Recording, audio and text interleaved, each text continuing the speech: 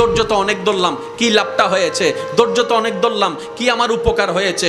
সহ্য করে কি জীবন যাবে নাকি? আপনার মনে এই প্রশ্ন যখন আসবে, আপনি বুঝে নেবেন এটা আপনার মনের প্রশ্ন নয়, এটা শয়তানের প্রশ্ন আপনার মনের মধ্যে ঢুকাই দিচ্ছে, যেন আপনি অধৈর্য হয়ে আঘাত করে ফেলেন। কারণ মিস্টার শয়তান ভালো করে জানে আল্লাহকে পাওয়াই হচ্ছে বান্দার কাজ, আর আল্লাহকে পাওয়ার জন্য বান্দার যতগুলা কাজ আছে সবচাইতে হাই লেভেলের অন্যতম একটা কাজের নাম হচ্ছে ধৈর্য।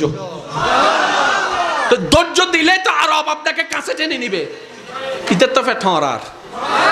সেজন্য ও চায় না কেউ ধৈর্য ধরুক, সেজন্য বলে যে বহুত ধৈর্যস্ত আর কি ধরিবি। শয়তানের বলাটাকে আমরা মনে করি আমাদের মনের বলা, এটা আসলে বুঝতে হবে কোনটা আমাদের মনের বলা, কোনটা শয়তানের বলা। এবার আপনি শয়তানের কথাটা শুনে ছোট ভাইরে দইলা কলার সাই দইলা মাইরা দিয়েছেন, নাক একটা ফাটাই দিয়েছেন। কার কথা শুনে? জোরে বলতে হবে, কার কথা শুনে? তাহলে দোষীকে শয়তান, দোষীকে। এবার যখন আপনার হাটাজারির পুলিশ আসলো, পুলিশ এসে যখন আপনাকে গ্রেফতার করতে চাচ্ছে, আপনি বলবেন যে স্যার আমার কোনো দোষ নাই, উইতের দোষ। কার? শয়তানে হবু দাঁড়িয়ে কি জিরে, আমি কি বুঝাতে পারছি? ঠিক একই ক্যারেক্টারটা শয়তান হাসরের ময়দানেও করবে। আমরা যখন বলবো আল্লাহ নামাজ শয়তানে পড়তে দেয় নাই, শয়তান ডাইরেক্ট উল্টে যাবে। আমি কি বুঝাতে পারছি আমার যুবক ভাইদেরকে কথা? ও একটা দোষও নিবে না, ও বলবে যে আল্লাহ ও আমার কথা শুনবে কেন? তুমি না খাওয়া, ও তো তোমার কথা শোনা দরকার ছিল, আমি তো ওরে খাওয়াই না, ও আমার কথা শুনলো কেন? ডাইরেক্ট পোল্টি মারবে।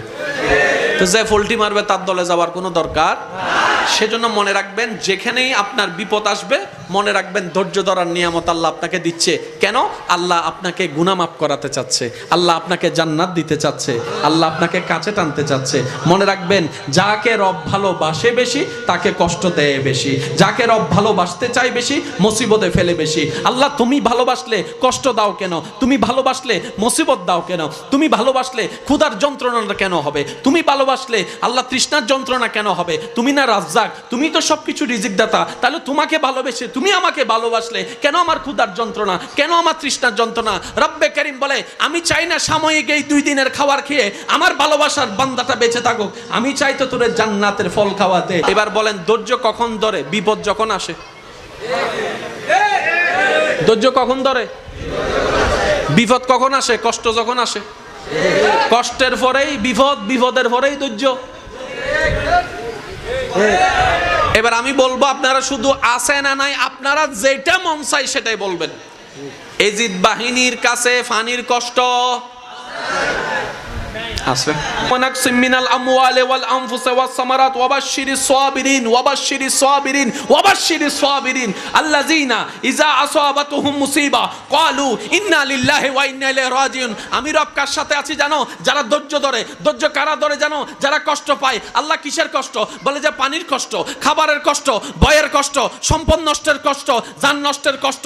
এই কষ্ট পাওয়ার পরও আল্লাহ আমি কিভাবে বুঝবো তুমি কার সাথে আছো? বলে যে যাদের ভিতরে দেখবা হাজার কষ্ট আসার পরে আমি আল্লাহর প্রতি কোনো আপত্তি জানাই নাই, আফসোস জানাই নাই, বিরক্তি দেখাই নাই, কষ্ট দেখাই নাই, প্রতিবারেই বলেছে আলহামদুলিল্লাহ, আল্লাহ তুমি যা করে খুশি, আমরা সেটা পেয়ে খুশি। বলেন না সুবহানাল্লাহ। রব চায় বান্দা কিছু একটা কর, অল্প করে হইলেও কর, আমার জন্য কর। বুঝে বুঝে বলেন না সুবহানাল্লাহ।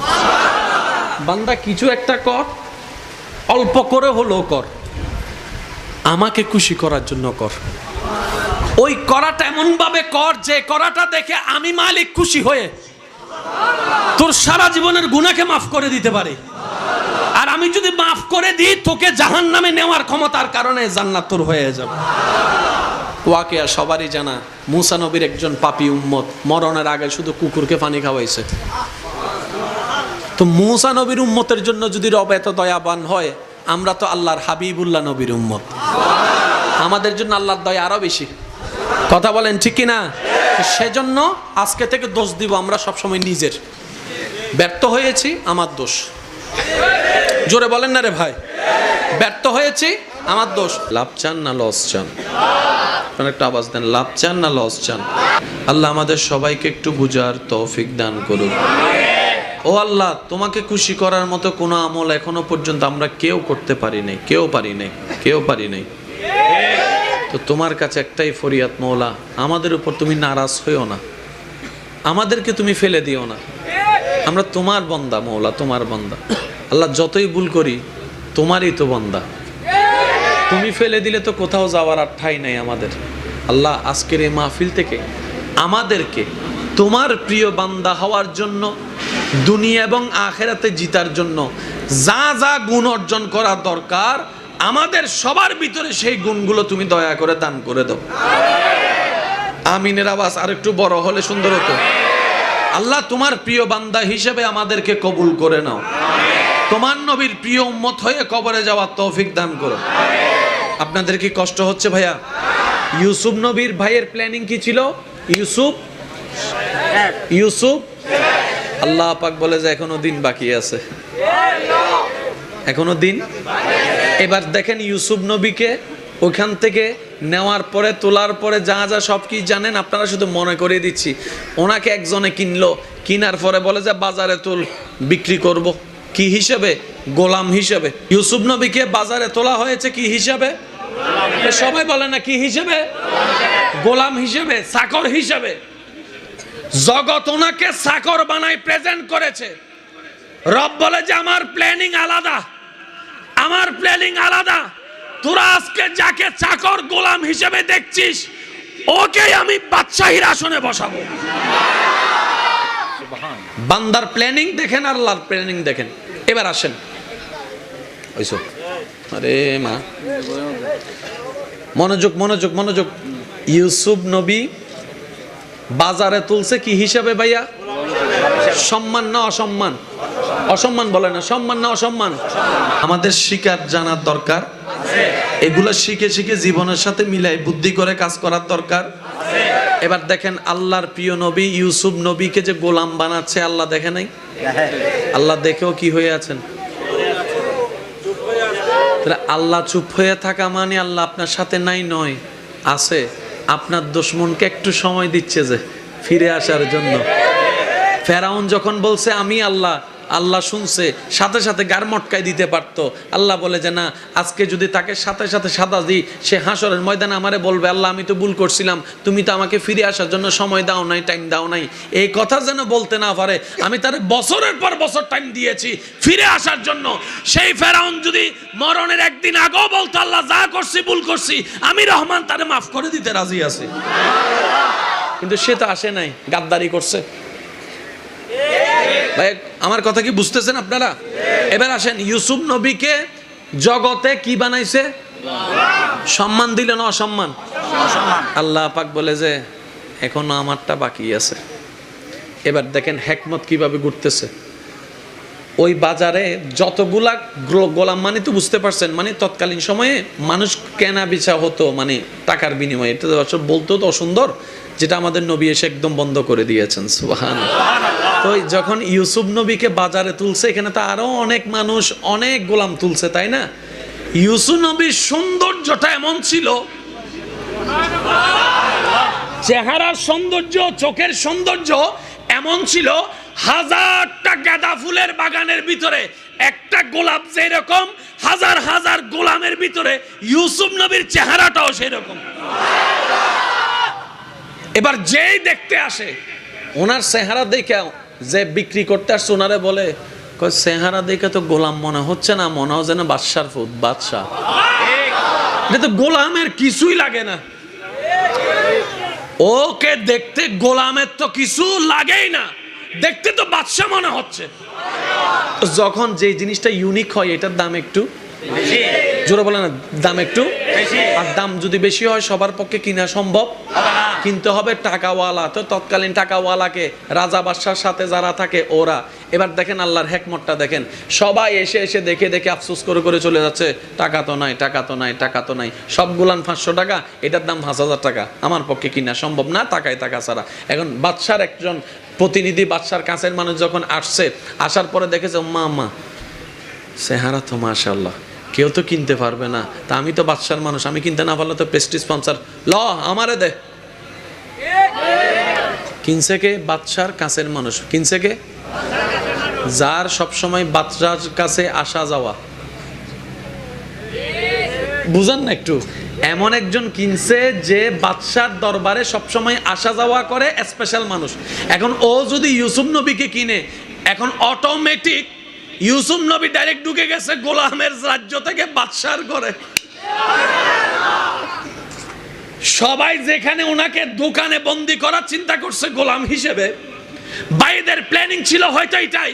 আল্লাহ পাক বলে যে আমার মনসা আলাদা, তোরা যাকে গোলাম বানালি আমি তাকে বাদশা বানাবো, যাকে তোরা বাজারে রাখতে চেয়েছিস আমি আল্লাহ কুদরতি ব্যবস্থাপনা এখন ডাইরেক্ট রাজমহলে ঢুকাই দিছি। হিকমতকার আল্লাহ। ওইটা আপনার জীবনে আসা পর্যন্ত আপনাকে অপেক্ষা করার নামেই ধৈর্য। আবার বলছি, প্রত্যেকটা মানুষের জীবনে আল্লাহর একটা স্পেশাল দয়া থাকে। ওই দয়াটা আসা পর্যন্ত চুপ করে বসে থাকাটা, আমার আল্লাহ যা করে যা করে যা করে, এটার নাম ধৈর্য, এটার নাম সহ্য। আর যে ধৈর্য ধরে, ইন্নাল্লাহা মা'আস সাবিরিন, রব তার সাথেই থাকে। আর রব যার সাথে হয় সে কখনো ফেল হয় না। হিসাব ক্লিয়ার, এখানে কোনো ভেজাল নাই ভাই। এখন আপনার জিত আপনাকে জিততে হবে, আমার জিত আমাকে জিততে হবে। নিজে বাঁচিলে ভাই জোর নহত চাই, যারা নিচে বৈশ্য না আর ভাই চুপ করিতে হবেন, যারা চেয়ারত বৈশ্য মিটার একবার হন চাই। নিজে বাঁচিলে এই দুন মানুষের আওয়াজ ইল্লে ওই ভাই বুঝছি, ওনার আওয়াজ নয় দুন, যারা সিডাঙ্গে আসুন তার একবার আওয়াজ দন। নিজে বাঁচিলে ইয়া না বুঝা যাতে মেডিন সিডেঙ্গে, নহলে তো রোহিঙ্গা তুন গুদু আই ঢুকি গি ভানলার কেন ওয়া সাই সিডেঙ্গে ওয়া মেডিট ফলে লোয়া সিডেঙ্গে ওলা কল একবার হ মারহাবা। ও বাজরি বে হাল্লে রায় দিয়ে দে, কেন আওয়াজ দিও না ভাই। আর আরেকবার মাহফিল করলে হয়তো শেয়ার হইলেও ভাই শেয়ার দিবে, নয়তো ডাইরেক্ট বডি হইলে বডি দিবে। দুই রকম হইলে মাহফিল দুই লই যাবি, মনে তাইব না ইনশাল্লাহ। এত মানে দুই লেভেলে রয়ে যাবি, আমরা বুঝছেন ফল কি হয় ইনশাল্লাহ। আমরা তো খেয়াল লাগবেন ইনশাল্লাহ। ডর করে একবার হন না মারহাবা। এখন ইউসুফ নবী চলে গেছে কোথায়? যেখানে যেতে ঢুকতে পারে সবাই, যেখানে গিয়ে বাহিরে দাঁড়ায়, আল্লাহ ইউসুফ নবীরে ঢুকে দিছে ঘরের ভিতরে। ভাই একটু জোরে বলেন না সুবহানাল্লাহ। এবার যে কিনছে কিনে পড়ছে আরেক বিপদে। ইউসুফ নবীরে যে দেখে এত সুন্দর কা ইবে হতো নেই, এত সুন্দর কা দাম হতো, এত সুন্দর কা দাম হতো। বুঝতেছেন তো বিষয়টা? হইতে হইতে বিরক্ত হয়ে গিয়ে শেষ পর্যন্ত দিতে হদ ওয়া কাহাজ গর সাদল্ল এইবারে ডাহি ফেল। ভাইয়া সাদর দিহারে ডাকি দে কিনলেইবে কি দেয় বেশি কি দেয় একখানা মাইকুর আওয়াজ জানা যার একখানা উনিবেন চাদর দিয়ে কারে ডাকছে কেন কেন? ইউসুফ নবীর সমস্যা কি? তার মানে চাদরে ডাকে কারা? যারা সুন্দর। বোরকা পরে কারা? যারা সুন্দর। পর্দা করবে কারা? যারা সুন্দর। আর যারা বলে যে আমরা সুন্দর নাই, পর্দা করারও দরকার নাই। সুবহানাল্লাহ। হরিণ ধৈর্য তো অনেক ধরলাম, কি লাভটা হয়েছে? ধৈর্য তো অনেক ধরলাম, কি আমার উপকার হয়েছে? সহ্য করে কি জীবন যাবে নাকি? আপনার মনে প্রশ্ন যখন আসবে আপনি বুঝে নেবেন এটা আপনার মনের প্রশ্ন নয়, এটা শয়তানের প্রশ্ন আপনার মনের মধ্যে ঢুকাই দিচ্ছে, যেন আপনি অধৈর্য হয়ে আঘাত করে ফেলেন। কারণ মিস্টার শয়তান ভালো করে জানে আল্লাহকে পাওয়াই হচ্ছে বান্দার কাজ, আর আল্লাহকে পাওয়ার জন্য বান্দার যতগুলা কাজ আছে সবচাইতে হাই লেভেলের অন্যতম একটা কাজের নাম হচ্ছে ধৈর্য। তো ধৈর্য দিলে তো আর আপনাকে কাছে টেনে নিবে, ইতের তো ফেটর। সেজন্য ও চায় না কেউ ধৈর্য ধরুক, সেজন্য বলে যে বহুত ধৈর্যস্ত আর কি ধরিবি। শয়তানের বলাটাকে আমরা মনে করি আমাদের মনের বলা, এটা আসলে বুঝতে হবে কোনটা আমাদের মনের বলা কোনটা শয়তানের বলা। এবার আপনি শয়তানের কথাটা শুনে ছোট ভাইরে দইলা কলার সাই দইলা মাইরা দিয়েছেন, নাক একটা ফাটাই দিয়েছেন। কার কথা শুনে? জোরে বলতে হবে কার কথা শুনে? তাহলে দোষীকে? শয়তান। দোষীকে? এবার যখন আপনার হাটাজারির পুলিশ আসলো, পুলিশ এসে যখন আপনাকে গ্রেফতার করতে চাচ্ছে, আপনি বলবেন যে স্যার আমার কোনো দোষ নাই, উইতের দোষ কার? শয়তান হবু দাঁড়ি কি জিরে। আমি কি বুঝাতে পারছি? ঠিক একই ক্যারেক্টারটা শয়তান হাসরের ময়দানেও করবে। আমরা যখন বলবো আল্লাহ নামাজ শয়তানে পড়তে দেয় নাই, শয়তান ডাইরেক্ট উল্টে যাবে। আমি কি বুঝাতে পারছি আমার যুবক ভাইদেরকে কথা? ও একটা দোষও নিবে না, ও বলবে যে আল্লাহ ও আমার কথা শুনবে কেন? তুমি না খাওয়া, ও তো তোমার কথা শোনা দরকার ছিল, আমি তো ওরে খাওয়াই না, ও আমার কথা শুনলো কেন? ডাইরেক্ট পোল্টি মারবে। তো যে পোল্টি মারবে তার দলে যাওয়ার কোনো দরকার। সেজন্য মনে রাখবেন যেখানেই আপনার বিপদ আসবে মনে রাখবেন ধৈর্য ধরার নিয়ামত আল্লাহ আপনাকে দিচ্ছে। কেন? আল্লাহ আপনাকে গুনাহ মাফ করাতে চাচ্ছে, আল্লাহ আপনাকে জান্নাত দিতে চাচ্ছে, আল্লাহ আপনাকে কাছে টানতে চাচ্ছে। মনে রাখবেন, যাকে রব ভালোবাসে বেশি তাকে কষ্ট দেয় বেশি, যাকে রব ভালোবাসতে চায় বেশি মুসিবতে ফেলে বেশি। আল্লাহ তুমি ভালোবাসলে কষ্ট দাও কেন? তুমি ভালোবাসলে মুসিবত দাও কেন? তুমি ভালোবাসলে ক্ষুধার যন্ত্রণাটা কেন হবে? তুমি ভালোবাসলে আল্লাহ তৃষ্ণার যন্ত্রণা কেন হবে? তুমি না রাজ্জাক, তুমি তো সবকিছু রিজিক দাতা। তাহলে তোমাকে ভালোবেসে তুমি আমাকে ভালোবাসলে কেন আমার ক্ষুধার যন্ত্রণা, কেন আমার তৃষ্ণার যন্ত্রণা? রব্বে কারীম বলে, আমি চাই না সাময়িক এই 2 দিনের খাবার খেয়ে আমার ভালোবাসার বান্দাটা বেঁচে থাকুক, আমি চাই তো তোরে জান্নাতের ফল খাওয়াতে। এবার বলেন, ধৈর্য কখন ধরে? বিপদ যখন আসে। ধৈর্য কখন ধরে? বিপদ কখন আসে? কষ্ট যখন আসে। কষ্টের পরেই বিপদ, বিপদের পরেই ধৈর্য। এবার আমি বলবো, আপনারা শুধু আছে না নাই, আপনারা যেটা মন চাই সেটাই বলবেন। এজিদ বাহিনীর কাছে ফানির কষ্ট আছে। ওয়ানাকসিম মিনাল আমওয়ালি ওয়াল আনফুসি ওয়াস সামারাত ওয়াবাশশিরিস সাবিরিন ওয়াবাশশিরিস সাবিরিন ওয়াবাশশিরিস সাবিরিন আল্লাযিনা ইযা আসাবাতুহুম মুসিবা ক্বালু ইন্না লিল্লাহি ওয়া ইন্না ইলাইহি রাজিউন। আমি রব কার সাথে আছি জানো? যারা ধৈর্য ধরে। ধৈর্য কারা ধরে জানো? যারা কষ্ট পায়। আল্লাহ কিসের কষ্ট? বলে যে পানির কষ্ট, খাবারের কষ্ট, ভয়ের কষ্ট, সম্পদ নষ্টের কষ্ট, জান নষ্টের কষ্ট। এই কষ্ট পাওয়ার পরও আল্লাহ আমি কিভাবে বুঝবো তুমি কার সাথে আছো? বলে যে যাদের ভিতরে দেখবা হাজার কষ্ট আসার পরে আমি আল্লাহর প্রতি কোনো আপত্তি জানাই নাই, আফসোস জানাই নাই, বিরক্তি দেখাই নাই, কষ্ট দেখাই নাই, প্রতিবারেই বলেছে আলহামদুলিল্লাহ, আল্লাহ তুমি যা করে খুশি, আমরা সেটা পেয়ে খুশি। বলেন না সুবহানাল্লাহ। রব চায় বান্দা কিছু একটা কর, অল্প করে হইলেও কর, আমার জন্য কর। বুঝে বুঝে বলেন না সুবহানাল্লাহ।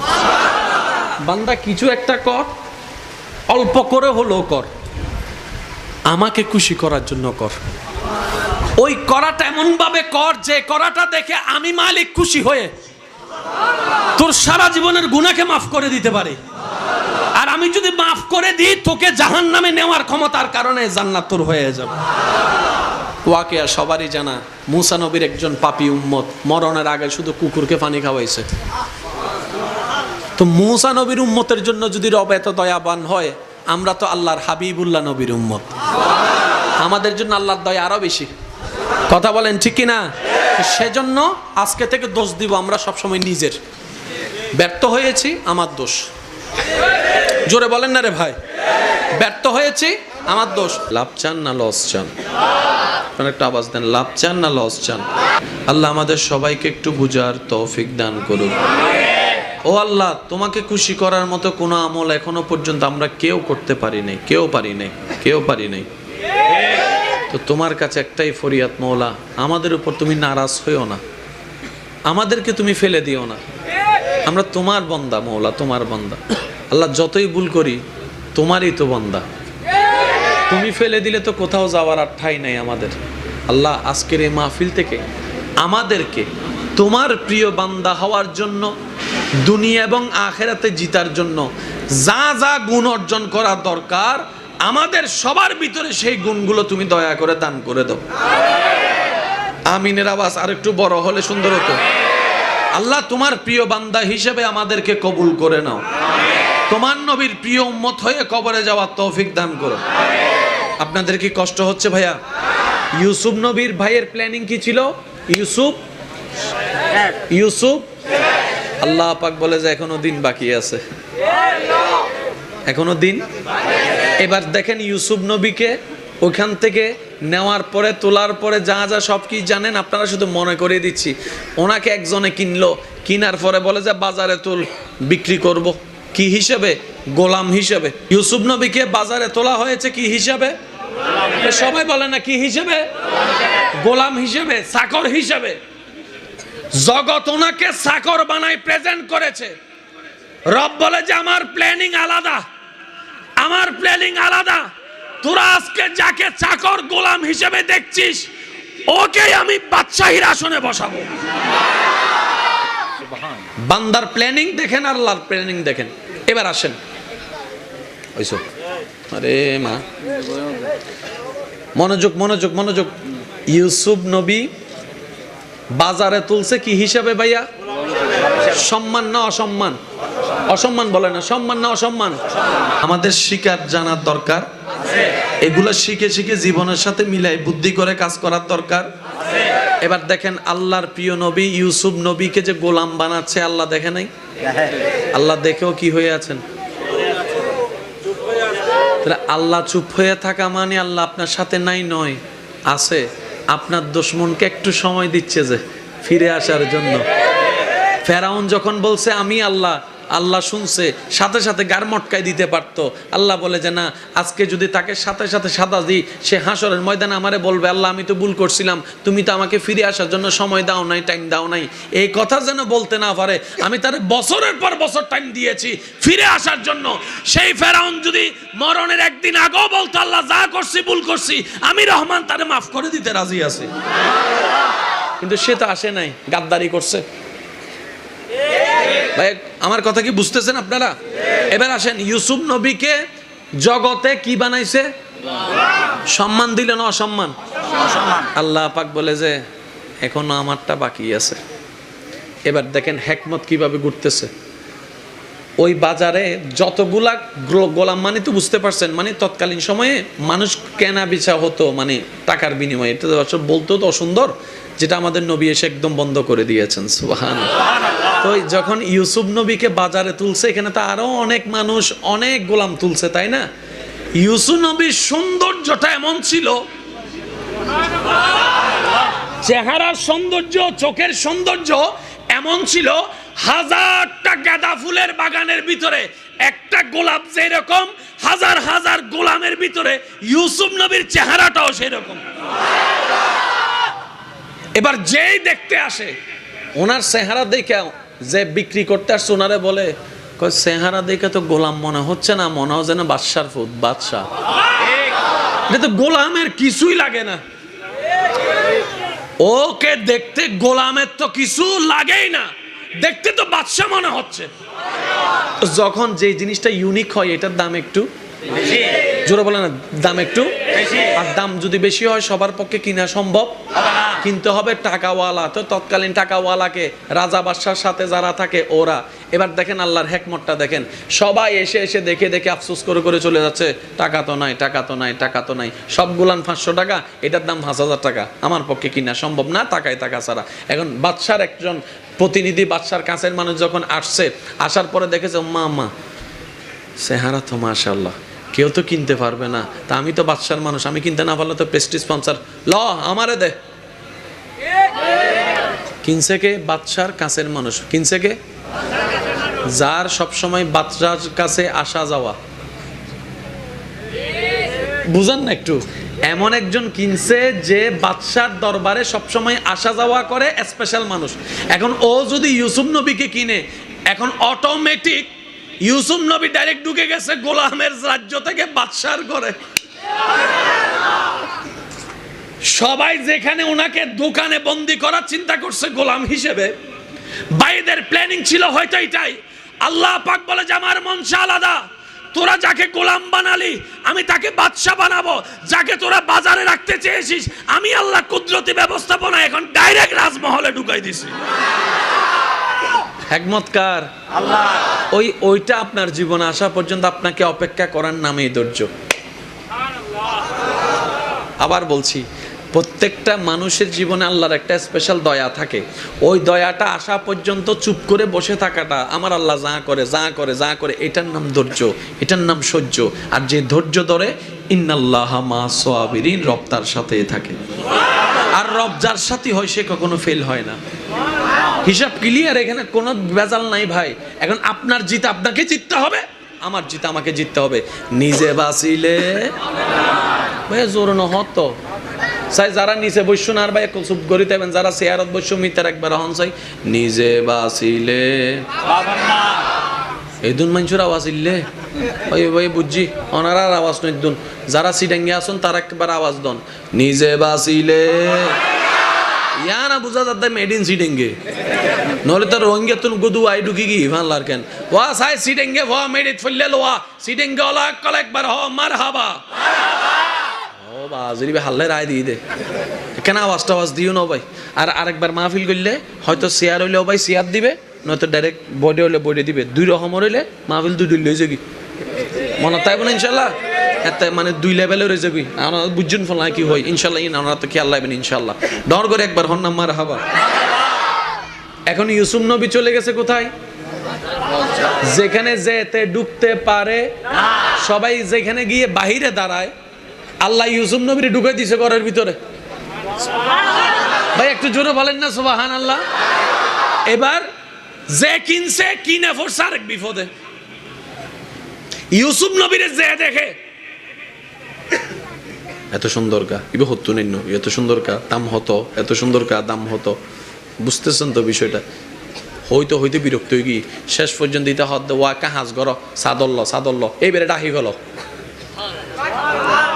ভাইয়া সাদর দিহারে ডাকি দেয় কিনলেইবে কি দেয় বেশি কি দেয় একখানা মাইকুর আওয়াজ জানা যার একখানা উনিবেন চাদর দিয়ে কারে ডাকছে কেন ইউসুফ নবীর সমস্যা কি?